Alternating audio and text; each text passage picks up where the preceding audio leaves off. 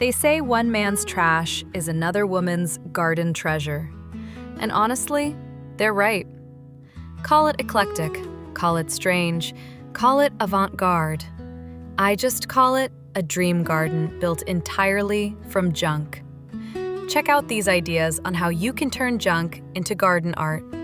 Up first, start with an old rusted bicycle.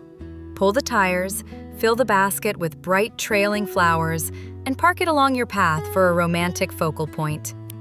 Grab a wooden pallet, lean it against a wall, and pack the gaps with soil and herbs for an instant vertical garden. Got some mismatched teacups collecting dust? Tuck a tiny succulent in each one and hang them from tree branches with twine. Up next, old mirrors. Prop them behind your flower beds and they double the color and make the whole space feel twice as big. What do you think about this one? A weathered old chair showing off one big, overflowing flower pot. And in that same spirit, an old wheelbarrow spilling over with perennials. Instant rustic charm.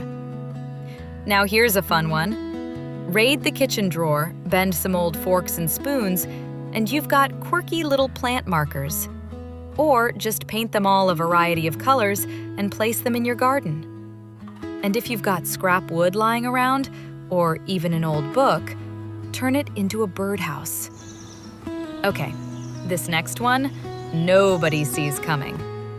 Plant empty glass bottles upside down in the dirt, and you get a vibrant, colorful border along your pathways. Up next, lean an old wooden ladder or old shutter against the fence, and just let the climbing vines take it over. Got cinder blocks? Stack them, fill the holes with soil, and plant succulents for a modern, industrial vibe. Or for something softer, fill a beat-up suitcase with blooms for that travel-the-world look. Now what about this? A tired old dresser with a bright coat of paint becomes a cozy plant station. Broken tiles? Smash them up into custom mosaic stepping stones. Old TV or computer monitor? Get creative and see what you can come up with.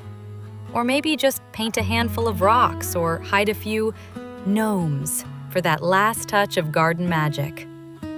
So, what do you think? Have any ideas of your own for your yard or garden? Drop them in the comments, and the full guide is on the blog, link below.